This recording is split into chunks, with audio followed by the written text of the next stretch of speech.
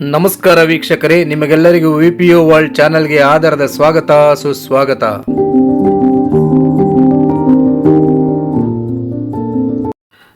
ಮಳೆ ನಿಂತರೂ ಮಳೆ ಹನಿ ನಿಲ್ಲಲ್ಲ ಅಂತೇಳಿ ತಾವೆಲ್ಲ ಅಂದ್ಕೊಳ್ತೀರೇನೋ. ಗೋವಾ ಹೋಗಿ ಬಂದರು, ಆ ಗೋವಾ ಸೀರೀಸ್ ಮುಗಿದ್ರು, ಇನ್ನೂ ಗೋವಾ ಸೀರೀಸ್ನ ವೀಡಿಯೋಗಳು ನಿಂತಿಲ್ಲ ಅಂತೇಳಿ ತಮಗೆ ಅನಿಸ್ಬೋದು. ಯಾಕಂದರೆ ಗೋವಾದಲ್ಲಿ ಸಾಕಷ್ಟು ನೋಡುವಂಥ ಜಾಗಗಳಿದ್ದಾವೆ, ಹಾಗೆಯೇ ವಿಡಿಯೋ ಮಾಡುವಂಥ ಪ್ಲೇಸಸ್ ಇದೆ. ಯಾವ ಮೂಲೆಯಲ್ಲಿ ನೋಡಿದರೂ ಕೂಡ ಏನಾದರೂ ಒಂದು ವಿಡಿಯೋ ಮಾಡ್ಕೋಬೇಕು ಅಂತ ಅನಿಸುತ್ತೆ. ಆ ರೀತಿ ಗೋವಾ ಇರೋದ್ರಿಂದ ಬೇರೆ ಬೇರೆ ಜಾಗಗಳನ್ನ ಎಕ್ಸ್ಪ್ಲೋರ್ ಮಾಡಲಿಕ್ಕೆ ನಾವೆಲ್ಲ ಸುಮಾರು ಪ್ರಯತ್ನ ಪಟ್ಟಿರೋ ವಿಡಿಯೋಗಳನ್ನೆಲ್ಲ ನಿಮಗೆ ಈಗ ಒಂದೊಂದೇ ಹಾಕ್ಕೊಳ್ತಾ ಹೋಗ್ತಾ ಇದ್ದೀನಿ ಸ್ನೇಹಿತರೆ. ಹಾಗೆಯೇ ಎಸ್ಪೆಷಲಿ ಸಮುದ್ರ ಅಂದ್ರೇ ಅಷ್ಟು ನಾವು ಯೂಶ್ವಲಿ ಮಂಗಳೂರು ಅಥವಾ ಕಾರವಾರ ಆ ಕಡೆ ಹೋಗ್ತೀವಿ. ಬಟ್ ಗೋವಾದಲ್ಲಿ ಏನಪ್ಪ ಅಂದರೆ ಫ್ಲಾಟ್ ಬೀಚಸ್ ಇದೆ, ತುಂಬ ಫ್ಲಾಟ್ ಇರೋದ್ರಿಂದ ಅಲ್ಲಿ ಮಕ್ಕಳು ಆಡಲಿಕ್ಕೆಲ್ಲ ಅನುಕೂಲ ಆಗುತ್ತೆ, ಜಾಸ್ತಿ ಜನ ಸೇರ್ಲಿಕ್ಕೆ ಕೂಡ ಅಲ್ಲಿ ಅನುಕೂಲ ಆಗುತ್ತೆ. ಹಾಗೆಯೇ ಸಾಕಷ್ಟು ಅಕಾಮಿಡೇಷನ್ ಅಲ್ಲೆಲ್ಲ ಇದೆ, ಸಾಕಷ್ಟು ಲಾಡ್ಜ್ಗಳು ಅವೆಲ್ಲ ಇರೋದ್ರಿಂದ ಗೋವಾದಲ್ಲಿ ಹೋಗೋರಿಗೆ ಆಕರ್ಷಣೀಯವಾಗಿರುತ್ತೆ. ಅಲ್ಲಿ ವಿಲ್ಲಾಗಳಿರುತ್ತೆ, ಅಪಾರ್ಟ್ಮೆಂಟ್ ಕೊಡ್ತಾರೆ, ಲಾಡ್ಜಸ್ ಇರುತ್ತೆ. ಈಗ ಗೋವಾದಲ್ಲಿ ಲಾಡ್ಜ್ಗಿಂತ ಅಪಾರ್ಟ್ಮೆಂಟ್ ಕಾನ್ಸೆಪ್ಟು, ವಿಲ್ಲಾ ಕಾನ್ಸೆಪ್ಟು ಜಾಸ್ತಿ ಇದೆ. ಈ ವಿಲ್ಲಾದಲ್ಲಿ ಏನಪ್ಪ ಮಾಡ್ತಾರೆ ಅಂದರೆ, ತಾವು ಫ್ಯಾಮಿಲಿ ಅಥವಾ ದೊಡ್ಡ ಕುಟುಂಬ ಅಂದರೆ ಒಂದು 10 ಮೆಂಬರ್ಸ್ 15 ಮೆಂಬರ್ಸ್ ಹೋದರೂ ಕೂಡ ಅಲ್ಲಿ ಅಕಾಮಿಡೇಟ್ ಮಾಡಿಕೊಡ್ತಾರೆ. ಹಾಗೆಯೇ ಅವರಿಗೆ ಅಲ್ಲಿ ಗ್ಯಾಸು ಮತ್ತು ಒಲೆ ಎಲ್ಲ ವ್ಯವಸ್ಥೆ ಇರುತ್ತೆ, ಯುಟೆನ್ಸ್ ಇರುತ್ತೆ, ತಾವು ಅಡುಗೆನೂ ಮಾಡ್ಕೋಬೋದು. ಎಲ್ಲ ರೀತಿಯ ಸಾಮಾನು ಕೂಡ ಈ ನಡುವೆ ಇಟ್ಟಿರ್ತಾರೆ, ಅದು ಕೂಡ ಈಗ ಗೋವಾದಲ್ಲಿ ಅವೈಲೇಬಲ್ ಇದೆ. ಹಾಗೆ ತಮಗಿಷ್ಟವಾದ ಪದಾರ್ಥಗಳನ್ನು ತಾವು ಅಲ್ಲಿ ಅಡುಗೆ ಮಾಡಿ ಊಟ ಮಾಡಿ ಗೋವಾನ ಎಕ್ಸ್ಪ್ಲೋರ್ ಮಾಡ್ಬೋದು, ಅದು ಕೂಡ ಇದೆ. ಇಲ್ಲ ಅಂದರೆ ಅಲ್ಲಿ ರೆಸ್ಟೋರೆಂಟ್ ಕೂಡ ಇರುತ್ತೆ, ಸ್ವಲ್ಪ ಕಾಸ್ಟ್ಲಿ. ನಾನು ಮೊದಲು ಓದೋಕ್ಕಿಂತ ಈಗ ರೆಸ್ಟೋರೆಂಟು ದುಪ್ಪಟ್ಟಾಗಿದೆ, 1 to double ಆಗಿದೆ. ಹಿಂದೆ ನಾವು ಬಿರಿಯಾನಿ ಎಲ್ಲ ತೊಗೋಬೇಕಾದ್ರೆ 250-300 ರೂಪಾಯಿ ಸಿಗ್ತಾಯಿತ್ತು, ಈಗ 550 600 ರೂಪಾಯಿ ಆಗಿದೆ. ರೂಮ್ ರೆಂಟ್ ಎಲ್ಲ ನಮಗೆ ಮ್ಯಾಕ್ಸಿಮಮ್ AC ರೂಮು 3 ಜನ 2 ಜನ ಇರಲಿಕ್ಕೆಲ್ಲ 1,500 ಆದರೆ ಸಾಕಾಗ್ತಿತ್ತು, ಈಗ 5,000 ತನಕ ರೇಟ್ ಆಗಿಬಿಟ್ಟಿದೆ. ಅದಕ್ಕೆ ಫ್ಯಾಮಿಲಿ ರೂಮ್ಸ್ ಎಲ್ಲ ಮಾಡಿಕೊಂಡ್ರೆ ಇನ್ನೂ ಕಾಸ್ಟ್ಲಿ ಆಗುತ್ತೆ. ಇಟ್ ಡಿಪೆಂಡ್ಸ್ ಅಪ್ ಅಂದ ನೀವು ಬೀಚ್ ಸೈಡೇ ಬೇಕು ಅಂದರೆ ಇನ್ನೂ ಕೂಡ ಕಾಸ್ಟ್ ಇರುತ್ತೆ. ಹೀಗೆ ನಿಮಗೆ ಯಾವ ರೀತಿ ಬೇಕು ಆ ರೀತಿ ಎಲ್ಲ ಥರದ ಕಾಟೇಜ್ ಆಗಿರಲಿ, ವಿಲ್ಲಾಗಳಾಗಿರಲಿ, ಅಪಾರ್ಟ್ಮೆಂಟ್ ಆಗಿರಲಿ, ಲಾಡ್ಜ್ಗಳಾಗಿರಲಿ, ರೂಮ್ಗಳಾಗಲಿ ನಿಮಗೆ ಅವೈಲಬಿಲಿಟಿ ಇದೆ ಸ್ನೇಹಿತರೆ. ಹಾಗೆಯೇ ಗೋವಾದಲ್ಲಿ ಇನ್ನೇನು ಮೇ ಜೂನಿಗೆ ಮತ್ತೆ ಮಳೆಗಾಲ ಸ್ಟಾರ್ಟ್ ಆಗಿಬಿಡುತ್ತೆ. ಜೂನಿಂದ ಮಳೆಗಾಲ ಸ್ಟಾರ್ಟ್ ಆಗಿರೋದ್ರಿಂದ ಸೀಸನ್ ಕಡಿಮೆ ಆಗುತ್ತೆ. ಅಪ್ ಟು ಮೇವರೆಗೂ ತುಂಬಾ ರಶ್ ಇತ್ತು, ಸಾಕಷ್ಟು ಜನ ಬರ್ತಾ ಇದ್ರು. ದಿನ ಲಕ್ಷಾಂತರ ಜನ ಬರ್ತಾರೆ, ಲಕ್ಷಾಂತರ ಜನ ಹೋಗ್ತಾರೆ. ಹಾಗಾಗಿ ಎಸ್ಪೆಷಲಿ ಸಾಟರ್ಡೆ ಸಂಡೇ ಅಂತಂದು ತುಂಬಾ ಗಿಜಿಬಿಜಿ ಇರುತ್ತೆ. ಎಲ್ಲ ರೂಮ್ಸ್ ಕೂಡ ಫುಲ್ ಆಗಿರುತ್ತೆ. ನಾವು ಹೋಗಿದ್ದು ವೀಕ್ ಡೇಸ್ ಆಗಿರೋದ್ರಿಂದ ನಮಗೆ ಎಲ್ಲ ಥರದ ಫೆಸಿಲಿಟಿ ಇರೋವಂಥ ವಿಲ್ಲಾನು ಕೂಡ ಸಿಕ್ಕಿತ್ತು. ಹಾಗೆ ನಾವು ಒಂದೊಂದು ಕಡೆ ಒಂದೊಂದು ರೂಮ್ ಮಾಡ್ಕೊಂಡಿದ್ವಿ. ಈಗ ಒಂದೊಂದು ಏರಿಯಾದಲ್ಲಿ ಒಂದೊಂದು ಮಾಡ್ಕೊಳ್ಳೋದು, ಯಾಕಂದರೆ ಒಂದು ಕಡೆ ಮಾಡ್ಕೊಂಡು ಎಲ್ಲ ಸುತ್ತಾಡಿ ಮತ್ತೆ 50 ಕಿಲೋಮೀಟ್ರ್ ವಾಪಸ್ ಹೋಗೋಕ್ಕಿಂತ ಇವತ್ತು ಭಾಗ ನೋಡಬೇಕಂದ್ರೆ ನಾರ್ತ್ ಗೋವಾ ನೋಡಬೇಕಂದ್ರೆ ನಾರ್ತ್ ಗೋವಾದಲ್ಲೇ ರೂಮ್ ಮಾಡ್ಕೋಬೇಕು, ಅಲ್ಲಿ 1 or 2 ಡೇಸ್ ನೋಡ್ಕೋಬೇಕು. ಮತ್ತು ಸೌತ್ ಗೋವಾಗ ನೋಡಬೇಕಂದ್ರೆ ಸೌತ್ ಗೋವಾದಲ್ಲಿ ಮಾಡ್ಕೋಬೇಕು, ಇಲ್ಲ ಪಣಜಿಯಲ್ಲಿ ಹೀಗೆ ಎಲ್ಲಾದರೂ ಒಂದು ಸೆಂಟ್ರ್ ಪಾಯಿಂಟಲ್ಲಿ ಮಾಡ್ಕೊಂಡು ಎಲ್ಲ ಕೂಡ ಕವರ್ ಮಾಡ್ಬೋದು. ಈಗ ಜಸ್ಟ್ ಎಲ್ಲರೂ ಕೂಡ ಬೀಚಸ್ಸೇ ನೋಡಬೇಕಂದ್ರೆ ಬೀಚಸ್ಸೇ ಇರುವಂಥ ಏರಿಯಾ ನಾರ್ತ್ ಗೋವಾದಲ್ಲಿ ಜಾಸ್ತಿ ಇದೆ ಬೀಚಸ್ಸು. ಇಲ್ಲ ನಮಗೆ ಕಾಮಾಗಿರಬೇಕು, ತುಂಬ ರಶ್ ಇರಬಾರ್ದು. ನಾರ್ತ್ ಗೋವಾದಲ್ಲಿ ಏನಾಗುತ್ತೆ ಅಂದರೆ ಸಾಕಷ್ಟು ಜಾಸ್ತಿ ಜನ ಇರ್ತಾರೆ. Baga beach, ಕಲಂಗಡ್ beach, Anjuna beach ಅವೆಲ್ಲ ತುಂಬ ಕ್ರೌಡ್ ಇರುತ್ತೆ. ಅಲ್ಲಿ ನಿಮ್ಗೆ ಪೀಸ್ಫುಲ್ ಇರಲ್ಲ. ಬಟ್ ಎಂಟರ್ಟೈನ್ಮೆಂಟ್ ಮಾಡಬೇಕಂತಂದರೆ ಅದು ಬೆಸ್ಟ್ ಅನಿಸುತ್ತೆ. ಇಲ್ಲ ನನಗೆ ಪೀಸ್ಫುಲ್ಲಾಗಿರಬೇಕು, ಹ್ಯಾಪಿಯಾಗಿರಬೇಕು, ಅಲೋನಾಗಿ ನಾನು ಕಾಲ ಕಳಿಬೇಕಂದ್ರೆ south Goa is the best. ಅಲ್ಲಿರೋ ಬೀಚಸ್ಸಿಗೆ ಹೋಗ್ಬಿಟ್ರೆ ನಿಮಗೆ ಅನುಕೂಲ ಆಗುತ್ತೆ. ಏನು ಈ ವಿಡಿಯೋದಲ್ಲಿ ತೋರಿಸ್ತಾ ಇದ್ದೀನಿ, ಇದೊಂಥರ ವಿಲ್ಲಾ. ಇದು ನಿಮಗೆ ಯಾವ ರೀತಿ ಬೇಕೋ ಆ ರೀತಿ ಇಲ್ಲಿ ಫೆಸಿಲಿಟೀಸ್ ಮಾಡಿಕೊಡ್ತಾರೆ. ಒಂದೊಂದು ವಿಲ್ಲಾದಲ್ಲಿ 3 ರೂಮು 4 ರೂಮ್ ಎಲ್ಲ ಇರುತ್ತೆ, ಡಬಲ್ ಬೆಡ್ರೂಮ್ ಇರುತ್ತೆ, with AC and all facilities ಕೊಟ್ಟಿರ್ತಾರೆ. ತುಂಬ ಅಕ್ಸೆಬಲ್ ಇರುತ್ತೆ, just 1 or 2 kilometre away from the beaches ಇರುತ್ತೆ. ಸೊ ನೀವು ನೋಡಬೇಕು ಯಾವ ರೀತಿ ಇದು ನಿಮಗೆ ಅಕ್ಸೆಬಲ್ ಆಗುತ್ತೆ, ಅಥವಾ ನಾವು ಯಾವ ಭಾಗದಲ್ಲಿ ತಾವು ಇರಬೇಕು ಅಂತೇಳಿ ಡಿಸೈಡ್ ಮಾಡಿಕೊಂಡ್ರೆ ಆ ಭಾಗದಲ್ಲೇ ವಿಲ್ಲಾ ಅಥವಾ ಅಪಾರ್ಟ್ಮೆಂಟ್ ತೊಗೊಳ್ಳೋದು ಒಳ್ಳೆಯದು. ನನಗನ್ಸುತ್ತೆ ತುಂಬ ಜನ ಹೋದರೆ, ಒಂದು ಫ್ಯಾಮಿಲಿ ಹೋದರೆ ಒಂದು ರೂಮ್ ಇಸ್ ಎನಫು, ಅಥವಾ ನೀವು ಭಾಳ ಜನ ಹೋಗ್ತೀರಿ ಅಂತಂದರೆ ವಿಲ್ಲಾ ಮಾಡೋದು ಅಥವಾ ಅಪಾರ್ಟ್ಮೆಂಟ್ ಮಾಡೋದೇ ಬೆಸ್ಟು. ಸೊ ಅಲ್ಲಿ ಸ್ವಿಮ್ಮಿಂಗ್ ಪೂಲು ಮತ್ತು ಅದರ್ ಫೆಸಿಲಿಟೀಸ್ ಕೂಡ ಇರುತ್ತೆ, ಅದನ್ನು ಕೂಡ ಯೂಸ್ ಮಾಡ್ಕೋಬೋದು. ನನ್ನ ಒಂದು ಎಕ್ಸ್ಪೀರಿಯನ್ಸ್ ಪ್ರಕಾರ ನೀವು ಎಲ್ಲೆಲ್ಲಿ ಎಕ್ಸ್ಪ್ಲೋರ್ ಮಾಡಬೇಕಂತಿದ್ರು ಅಲ್ಲಲ್ಲೇ ರೂಮ್ ಮಾಡಿಕೊಂಡು ಅಲ್ಲಿ ನೈಟ್ ಕಳೆಯೋದು ಉತ್ತಮ. ಯಾಕಂದರೆ ಅಲ್ಲಿಂದ ಬರೋದು 50 ಕಿಲೋಮೀಟರ್ ನಿಮಗೆ ಸೇವ್ ಆಗುತ್ತೆ. ಈ ಫಾರ್ ಎಕ್ಸಾಂಪಲ್ ನಾರ್ತ್ ಗೋವಾ ನೋಡ್ತೀವಂದರೆ ನಾರ್ತ್ ಗೋವಾದಲ್ಲಿ ರೂಮ್ ಮಾಡ್ಕೋಬೇಕು, ಸೌತ್ ಗೋವಾ ನೋಡ್ತೀವಂದರೆ ಸೌತ್ ಗೋವಾದಲ್ಲಿ ನೋಡ್ಕೋಬೇಕು. ಹಾಗೆ ತಮ್ಗೆ ಎಲ್ಲ ಅನಿಸುತ್ತೋ ಅಲ್ಲಿ ನೋಡ್ಕೊಳ್ಳೋದು ಉತ್ತಮ. ಹಾಗಾಗಿ ನಾನು 2-3 ಕಡೆ ಇದೇ ರೀತಿ ನಾವು ರೂಮ್ ಮಾಡಿಕೊಂಡು ಎಕ್ಸ್ಪ್ಲೋರ್ ಮಾಡ್ಕೊಂಡು ನೋಡ್ಕೊತ ಬಂದ್ವಿ.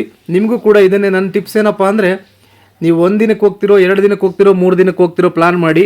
ನೀವು ಎಲ್ಲಿ ಹೋಗ್ಬೇಕಂತ ಅಂದ್ಕೊಂಡಿದ್ರೆ ಅದು ಕೂಡ ಪ್ಲಾನ್ ಮಾಡಿಕೊಂಡು ರೂಮನ್ನು ಎಲ್ಲೆಲ್ಲಿ ಇರ್ತೀರ ಅಲ್ಲಲ್ಲೇ ಮಾಡ್ಕೊಳ್ಳಿ, ಅದು ಉತ್ತಮ. ಯಾಕಂದರೆ 24 hours ನಿಮಗೆ ರೂಮ್ ಇರುತ್ತೆ. ಬೆಳಿಗ್ಗೆ ನೀವು ಒಂದು 9-10 ಗಂಟೆಗೆ ಹೋದರೆ ನೆಕ್ಸ್ಟ್ ಡೇ 11 ಗಂಟೆವರೆಗೂ ಚೆಕ್ಔಟ್ ಮಾಡಬೇಕಾಗುತ್ತೆ.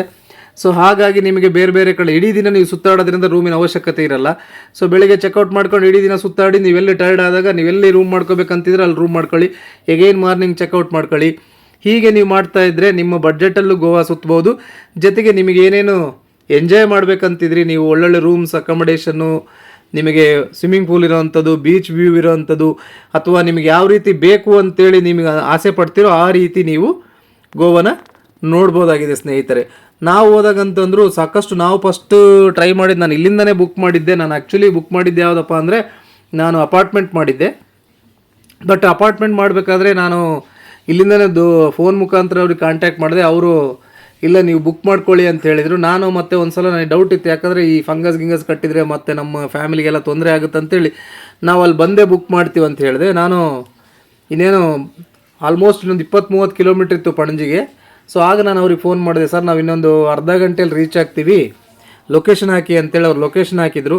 ನಾವು ಓದಿ ತುಂಬ ರೆಸಿಡೆನ್ಷಿಯಲ್ ಏರಿಯಾದಲ್ಲಿತ್ತು. ನನ್ನ ಮಕ್ಕಳೆಲ್ಲ ಹೇಳಿದ್ರಪ್ಪ ನಾವು ಬಂದಿರೋದು ಎಂಜಾಯ್ ಮಾಡೋದಕ್ಕೆ, ನೀನು ಹೋಗಿ ರೆಸಿಡೆನ್ಷಿಯಲ್ ಏರಿಯಾದಲ್ಲಿ ಮಾಡಿಕೊಂಡ್ರೆ ಅಲ್ಲಿಂದ ಮತ್ತೆ ಬೀಚಿಗೆ ಹೋಗಬೇಕು, ಮತ್ತೆ ಹೋಗ್ಬೇಕಂದ್ರೆ ತೊಂದರೆ ಆಗುತ್ತೆ, ನಿಯರ್ ಬೈ ಫಸ್ಟ್ ಡೇ ಇರೋದ್ರಿಂದ ನೀವು ಬಾಗ ಕಡೆನೇ ಮಾಡಿಬಿಡು ಅಂತೇಳಿ ನನಗೆ ಫೋರ್ಸ್ ಮಾಡಿದರು. ಹಾಗಾಗಿ ನಾನು ಬಾಗ ಸೈಡೇ ಅಲ್ಲಿ ಅಲೋಹಾ ಫ್ಯಾಮಿಲಿ ರೆಸಾರ್ಟ್ ಅಂತಿತ್ತು, ಅಲೋಹಾ ಹಾಲಿಡೇ ರೆಸಾರ್ಟ್ ಅಂತಿತ್ತು. One of the best resort ಇತ್ತು. ಅದು ಫ್ಯಾಮಿಲಿ ರೂಮ್ ಇತ್ತು, 2 ಬೆಡ್ರೂಮ್ ಇರೋವಂಥ ರೂಮ್. ಅದು 5000 ರುಪೀಸ್ ಪರ್ ಡೇ ಚಾರ್ಜ್ ಮಾಡ್ತಾಯಿದ್ರು. ಸೊ ಅಲ್ಲಿ ಹೋಗ್ಬಿಟ್ಟು ಅಲ್ಲಿ ಫ್ರೆಶ್ ಅಪ್ ಆಗಿ ಅರೌಂಡ್ 6 o'clock ಆಗಿತ್ತು. ಸೊ 7 o'clock ಅಷ್ಟೊತ್ತಿಗೆಲ್ಲ ಫ್ರೆಶ್ ಅಪ್ ಆಗಿ ನಾವು ಮತ್ತೆ ಬಾಗ ಕಡೆ ಬಂದ್ವಿ. ಆಗ ಬಾಗ ಬಂದ ನೋಡಿ ಯಾವ ರೀತಿ ಇದೆ ಅಂತೇಳಿ. ಅದಕ್ಕೆ ಹೇಳೋದು, ತಾವೇನಾದರೂ ಅಲ್ಲಿ ಜಾಸ್ತಿ ಕ್ರೌಡೆಡ್ ಎನ್ವಿರಾನ್ಮೆಂಟ್ ಇರಬೇಕು, ತುಂಬ ಸೌಂಡ್ ಇರುತ್ತೆ ಅಲ್ಲಿ, ಎಲ್ಲ ಕಡೆನೂ ತುಂಬ ಮ್ಯೂಸಿಕ್ ಅಂತೂ ಸಾಕಷ್ಟು ಇರುತ್ತೆ. ಅದೆಲ್ಲ ಎಂಜಾಯ್ ಮಾಡ್ತೀವಿ. ನಮಗೆ ಲೌಡ್ ಮ್ಯೂಸಿಕ್ ಬೇಕು, ಈ ಥರ ರಶ್ ಬೇಕು, ಹಿಂಗೆ ಜನ ಜಿಗಿ ಅಂತಿರಬೇಕು ಅಂತೆಲ್ಲ ಇಷ್ಟ ಆಗುತ್ತಂದರೆ ಬಾಗ ಇಸ್ ದ ಬೆಸ್ಟ್. ಸೊ ನಾವು ಅಲ್ಲಿ ಕೂತ್ಕೊಂಡು ಬಂದಿದ್ದೀವಲ್ಲ ಅಂತೇಳಿ ಮತ್ತೆ ಅಲ್ಲೇ ಊಟ ಮಾಡೋಣ, ಯಾಕಂದರೆ ಇಡೀ ದಿನ ನಾವು ಊಟ ಮಾಡಿರಲಿಲ್ಲ, ಯೂಶ್ವಲಿ ಘಾಟ್ ಸೆಕ್ಷನಲ್ಲೇ ಇರುತ್ತೆ ಅಂತೇಳಿ. ಹಾಗಾಗಿ ಊಟ ಮಾಡೋಣ ಅಂತೇಳಿ ನಾವು ಬಾಗ ಹತ್ರ ಕೂತ್ವಿ. ಬಾಗ ಹತ್ರ ಕೂತ್ ಮೆನು ತರಿಸಿ ಏನೆಲ್ಲ ಸಿಗುತ್ತೆ ಅಂತೇಳಿ ಮಕ್ಕಳೆಲ್ಲ ನೋಡ್ತಾ ಇದ್ರು. ಹಾಗೆಯೇ ಗೋವಾ ಸ್ಪೆಷಲ್ ಏನೇನು ಇರುತ್ತೆ ಅಂತ ತರಿಸಿದ್ವಿ. ಬಟ್ ರೇಟ್ ನೋಡಿದ್ವಿ ಸ್ನೇಹಿತರೆ. ರೇಟ್ ನೋಡಿದರೆ ಕಳೆದ ವರ್ಷ ನಾನು ಹೋಗಿದ್ದೆ ಆಗ ರೇಟ್ ಕಂಪೇರ್ ಮಾಡಿದರೆ ಈಗ ದುಪ್ಪಟ್ಟಾಗಿದೆ. ಇದಕ್ಕೆಲ್ಲ ಕಾರಣ ಅಂದರೆ ಏನು, ಈ ವಾರದಲ್ಲಿ ಗ್ಯಾಸ್ ಸಿಗ್ತಾ ಇರಲಿಲ್ಲ, ಈ ತಿಂಗಳಲ್ಲಿ ಗ್ಯಾಸ್ ಸಿಗ್ತಾ ಇಲ್ಲ, ಸಿಲಿಂಡರ್ಗಳಿಲ್ಲ, ಅದರ ರೇಟ್ ಆಗಿದೆ ಅಂತೇಳಿ ಅವರು ಒಂದು ಸಿಲಿಂಡರ್ಗೆ ಎಷ್ಟೋ ರೇಟ್ ಆಗಿದರೆ ಇವರು ಇಡೀ ಒಂದು ಬಿರಿಯಾನಿಗೆ ಡಬಲ್ ಮಾಡಿ ಇಟ್ಬಿಟ್ಟಿದ್ದಾರೆ. ಒಂದು ಗ್ಯಾಸಿಗೆ 1,000 ರೂಪಾಯಿ ರೇಟ್ ಆಗಿರ್ಬೋದು, ಆದರೆ ಇವರು ಒಂದೊಂದು ಬಿರಿಯಾನಿಗೆ ಇಷ್ಟೊಂದು ರೇಟ್ ಮಾಡಿದರೆ ಆ ಒಂದು ಸಿಲಿಂಡ್ರಿಂದ ಎಷ್ಟು ಬಿರಿಯಾನಿಗಳು ಮಾಡ್ಬೋದು, ಏನು ದುಡ್ಡಾಯಿತು. ಜನ ಮರುಳೋ ಜಾತ್ರೆ ಮರುಳೋನೋ ಅಂತೇಳಿ ನಮಗೊಂದು ಗೊತ್ತಾಗಲ್ಲ, ಆ ರೀತಿ ಇದೆ. ಆದರೆ ಜನ ಮಾತ್ರ ತಗೊಳ್ತಾಯಿದ್ರು, ಬರ್ತಾಯಿದ್ರು, ತಿಂತಾಯಿದ್ರು. ನಾವು ಕೂಡ ಇನ್ನೇನು ಬಂದುಬಿಟ್ಟಿದ್ದೀವಲ್ಲ, ಆ ಒಂದು ಎನ್ವಿರಾನ್ಮೆಂಟು, ಆ ಒಂದು ವೈಬ್ಸ್ನ ತಗೋಬೇಕಾಗತ್ತೆ, ಯಾಕಂದರೆ ಆ ಜಾಗದ ಮಹಿಮೆ ಆಗಿರುತ್ತೆ. ಸೊ ಹಾಗಾಗಿ ಬೀಚ್ ಸೈಡು ಇರೋದ್ರಿಂದ ಬೀಚ್ ತಣ್ಣನ ಗಾಳಿಯಲ್ಲಿ ಒಳ್ಳೆ ಸ್ವಾದ ಇರೋವಂಥ ಊಟವನ್ನು ಮಾಡ್ತಾಯಿದ್ವಿ ಸ್ನೇಹಿತರೆ. ಯಾರಿಗೆಲ್ಲ ಈ ವಿಡಿಯೋ ಇಷ್ಟ ಆಯಿತು ದಯವಿಟ್ಟು ಸಬ್ಸ್ಕ್ರೈಬ್ ಮಾಡ್ಕೊಂಡು ವಿಡಿಯೋ ನೋಡಿ. ಹಾಗೆಯೇ ಇದರಲ್ಲಿ ಕಾಣ್ತಾ ಇರೋದು ಇದು ಅಂಜನಾ ಬೀಚ್ ಅಂತೇಳಿ. ಜಸ್ಟ್ ಬಾಗದಿಂದ ನೆಕ್ಸ್ಟ್ ಬೀಚ್ ಬರೋದೇ ಅಂಜನಾ ಬೀಚ್, ನಾರ್ತ್ ಗೋವಾದಲ್ಲಿ. ಇಲ್ಲಿ ಜಾಸ್ತಿ ಏನಪ್ಪ ಅಂದರೆ ಇಲ್ಲಿ ರಫ್ ಆಗಿರುತ್ತೆ, ಶಾಲೋ ಏರಿಯಾ ಇರಲ್ಲ, ಶಾಲೋ ಏರಿಯಾ ನಿಮಗೆ ಸಿಗಲ್ಲ ಆಟ ಆಡೋದಕ್ಕೆ, ರಫ್ ಇರುತ್ತೆ. ಹಾಗಾಗಿ ಇಲ್ಲೇನು ಮಾಡ್ತಾರೆ ಅಂದರೆ ಸ್ಪೋರ್ಟ್ಸ್ ಆ್ಯಕ್ಟಿವಿಟಿ ಮಾಡ್ತಾ ಇರ್ತಾರೆ. ಅಲ್ಲಿ ನಿಮಗೆ ಕಾಣುತ್ತೆ ಸಾಕಷ್ಟು ಸ್ಪೋರ್ಟ್ಸ್ ಆ್ಯಕ್ಟಿವಿಟಿ ಮಾಡ್ತಾ ಇರುತ್ತೆ. ಅಲ್ಲಿ ಶಾಲೋ ಏರಿಯಾ ಕಡಿಮೆ ಇರೋದ್ರಿಂದ ನಾವೇನು ಮಾಡಿದ್ವಿ, ಅಲ್ಲಿ ಹೋಟೆಲ್ ಮೇಲ್ಗಡೆ ಒಂದು ಹೋಟೆಲ್ ಇದೆ, ಮೇಲ್ಗಡೆ ಕೂತ್ಕೊಂಡು ನಾವು ಅಬ್ಸರ್ವ್ ಮಾಡ್ತಾ ಇದ್ವಿ ಬೀಚ್. ನಾನು ನನ್ನ ಮಗ ನಮ್ಮ ತಂದೆಯವರೆಲ್ಲ ಇದ್ವಿ. ಸೊ ಅಬ್ಸರ್ವ್ ಮಾಡ್ತಾ ಇದ್ವಿ. ಹಾಗೆಯೇ ನಾನು ಅವನಿಗೆ ಕೇಳಿದೆ ಏನಾದರೂ ವಾಟರ್ ಗೇಮ್ಸ್ ಆಡ್ತೀನೋ ಅಂತಂದಾಗ ಅವನು ಕೂಡ ನನಗೆ ವಾಟರ್ ಗೇಮ್ಸ್ ಅಂದರೆ ಇಷ್ಟ ಆಗುತ್ತೆ, ಬೋಟಲ್ಲಿ ಹೋಗೋಣ ಅಂದರು. ನಾವು ಬೋಟಲ್ಲಿ ಕೇಳಿದ್ವಿ, ನಾವು ಒಂದು 5-6 ಜನ ಇದ್ವಿ. ಬೋಟಲ್ಲಿ ಕೇಳಿದರೆ ಅವ್ನು ತುಂಬ ಕಾಸ್ಟ್ಲಿ ಅಂದ. ನನಗೂ ಕೂಡ ಲಾಸ್ಟ್ ಟೈಮ್ ಹೋಗಿದ್ವಿ, ಮತ್ತೆ ಸುಮ್ಮನೆ ಹೋಗಿ ಒಂದು 2 ಕಿಲೋಮೀಟ್ರ್ ಹಿಂಗೆ ಕರ್ಕೊಂಬರ್ತಾರೆ, ಅದಕ್ಕೆ 5-6 ಸಾವಿರ ರೂಪಾಯಿನ ಅವ್ನು ಕೇಳ್ತಾ ಇದ್ದ. ಅವಶ್ಯಕತೆ ಇದೆಯಾ ಅಂತ ಕೇಳಿದೆ, ಬೇಡ ಬೋಟಿಗೆ ಹೋಗೋದೇನು ಬೇಡ, ಈ ಥರ ವಾಟರ್ ಗೇಮ್ಸ್ ಆಡೋಣ ಅಂತ ಡಿಸೈಡ್ ಮಾಡಿದರು. ಫೈನಲಿ ವಾಟರ್ ಗೇಮ್ಸ್ಗೆ ನಾವು ಹೋಗೋಷ್ಟು 1-1:30 ಆಗಿತ್ತು. ಆ ಟೈಮಲ್ಲಿ ವಾಟರ್ ಗೇಮ್ಸ್ ಆಡಲಿಕ್ಕೆ ನನ್ನ ಮಗ ರೆಡಿ ಆದ. ಡ್ರೈವರ್ ಆಲ್ರೆಡಿ ಊಟಕ್ಕೆ ಹೋಗ್ತೀನಿ ಸರ್ ನಾನು ಲಾಸ್ಟು ಅಂತಂತಿದ್ದ. ಆಯ್ತಪ್ಪ ನೀವು ಹೋಗಿನ ಮುಂಚೆ ಇವನೊಂದು ರೈಡ್ ಮಾಡಿಸ್ಬಿಡು ಅಂತೇಳಿ ರಿಕ್ವೆಸ್ಟ್ ಮಾಡಿದಾಗ ಅವನೊಂದು ರೈಡು ಇವನಿಗೆ ಮಾಡಿಸ್ದ. ನನ್ನ ಮಗ ಫಸ್ಟ್ ಟೈಮ್ ಹೋದಾಗ ಅವ್ನು ನೀರಿಗೆ ಇಳಿಯೋಕ್ಕೆ ಕೂಡ ಹೆದರ್ತಾ ಇದ್ದ. ಬಟ್ ಈಗ 4th ಸ್ಟ್ಯಾಂಡರ್ಡ್ ಕಂಪ್ಲೀಟ್ ಆಗಿದೆ, 5th ಸ್ಟ್ಯಾಂಡರ್ಡು ಸ್ವಲ್ಪ ಗ್ರೋನ್ ಆಗಿರೋದ್ರಿಂದ ಈಗ ಧೈರ್ಯನೂ ಕೂಡ ಬಂದಿದೆ. ನನಗಲ್ಲಿ ಡೌಟ್ ಇತ್ತು ಇವನು ಹೋಗ್ತಾನಾ ಅಂತೇಳಿ, ಆದರೆ ಧೈರ್ಯ ಮಾಡಿ ಹೋಗ್ಬಿಟ್ಟ. ಎಷ್ಟು ಹೆದರ್ಕೊಂಡಿದ್ದಾನ ಅಂತೇಳಿ ನಾವು ಅಂದ್ಕೊಂಡ್ವಿ. ಕೊನೆಗೆ ಕೇಳಿದ್ವಿ ಏನೋ ಹೆದರ್ಕೊಂಡೇನೋ ಅಂತ ಕೇಳಿದಾಗ ಇಲ್ಲ ತುಂಬ ಮಜಾ ಬಂತು, ಸಖತ್ತಾಗಿತ್ತು ಅಂತೇಳಂದ. ಸೊ ಈ ರೀತಿ ಮಕ್ಕಳಿಗೆ ಆ್ಯಕ್ಟಿವಿಟೀಸ್ ಮಾಡಬೇಕು. ಮತ್ತು ಈ ಥರ ಆ್ಯಕ್ಟಿವಿಟಿಗೂ ಮಾಡಬೇಕಾದ್ರೆ you should see that precautionary measurement ಕೂಡ ತುಂಬ ಇಂಪಾರ್ಟೆಂಟ್ ಆಗುತ್ತೆ. ಲೈಫ್ ಜಾಕೆಟ್ ಹಾಕಿದಾರ, ಅಥವಾ ನುರಿತ ಏನು ಡ್ರೈವರ್ಗಳಿದಾರಾ ಇಲ್ಲ, ಈ ಥರ ಎಲ್ಲನೂ ಕೂಡ ನೋಡಬೇಕಾಗುತ್ತೆ. ಹಾಗೆಯೇ ಕಂಪ್ಲೀಟ್ ಆ ಬೀಚ್ ಹತ್ರ ಮೇಲ್ಗಡೆ ಗಾರ್ಡ್ ಕೂಡ ವಾಚ್ ಮಾಡ್ತಾ ಇರ್ತಾರೆ. ಏನಾದರೂ ಸಡನ್ ತೊಂದರೆ ಆದರೆ ವಿತಿನ್ 2-3 ಮಿನಿಟ್ಸಲ್ಲೇ ಅಲ್ಲಿ ರೀಚ್ ಆಗಿಬಿಡ್ತಾರೆ. ಆ ರೀತಿ ಎಲ್ಲ ಫೆಸಿಲಿಟೀಸು ಗೋವಾ ಗೌರ್ಮೆಂಟ್ ಮಾಡಿದೆ. ಅದು ಕೂಡ ನಾನು ಅಬ್ಸರ್ವ್ ಮಾಡಿದೆ ಸ್ನೇಹಿತರೆ. ಹಾಗಾಗಿ ಬೀಚಿಗೆ ಹೋದಾಗ ಯು ಟು ಕೇರ್ಫುಲ್ ಅಷ್ಟೇ. ಮಕ್ಕಳಿಗೆಲ್ಲ ಕರ್ಕೊಂಡು ಹೋಗ್ಬೇಕಾದ್ರೆ ಸಾಕಷ್ಟು ನೀವು ಅಬ್ಸರ್ವ್ ಮಾಡ್ಕೊಳ್ಳಿ. ಮಕ್ಕಳು ಏನು ಮಾಡ್ತಿರ್ತಾರೆ, ನಿಜವಾಗ್ಲೂ ಬೀಚ್ ಶಾಲೋ ಏರಿಯಾದಲ್ಲಿ ಆಡ್ತಾ ಇದ್ದಾರಾ, ಒಳಗೆ ಹೋಗ್ತಾ ಇದ್ದಾರಾ, ಅವ್ರ ಮೇಲೆ ಒಂದು ಕಣ್ಣಿರಬೇಕಾಗುತ್ತೆ. ಯಾಕಂದರೆ ನಾವು ಬೀಚ್ ನೋಡ್ತಾ ನೋಡ್ತಾ ಎಲ್ಲೆಲ್ಲೋ ವೀಡಿಯೋ ಮಾಡ್ತಾ ಎಲ್ಲೆಲ್ಲೋ ಹೋಗ್ಬಿಡ್ತೀವಿ, ಬಟ್ ಮಕ್ಕಳ ಮೇಲೆ ನಾವು ಧ್ಯಾಸ ಇರಲ್ಲ. ಹಾಗಾಗಿ ಜಸ್ಟ್ ಹಿಂಗೆ ಹೋಗಿ ಬಂದಿದ್ದಕ್ಕೆ 500 ರುಪೀಸ್ ತೊಗೊಂಡ್ರು. ಜಸ್ಟ್ 1 ಕಿಲೋಮೀಟರ್ 2 ಕಿಲೋಮೀಟ್ರ್ ಹಿಂಗೆ ಹೋಗಿರ್ಬೋದು. 1 ರೌಂಡ್ ಹಾಕ್ಕೊಂಬಂದಿರ್ತಾರೆ.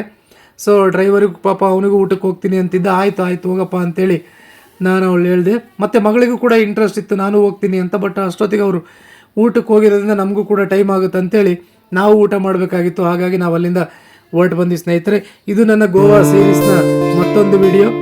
ಯಾರೆಲ್ಲ ಈ ವಿಡಿಯೋ ಇಷ್ಟ ಆಗಿದೆ ದಯವಿಟ್ಟು ಸಬ್ಸ್ಕ್ರೈಬ್ ಮಾಡಿ, ಲೈಕ್ ಮಾಡಿ, ಶೇರ್ ಮಾಡಿ, ಕಮೆಂಟ್ ಮಾಡೋದು ಮರಿಬೇಡಿ. ಸಿಗೋಣ ಮತ್ತೊಂದು ಹೊಸ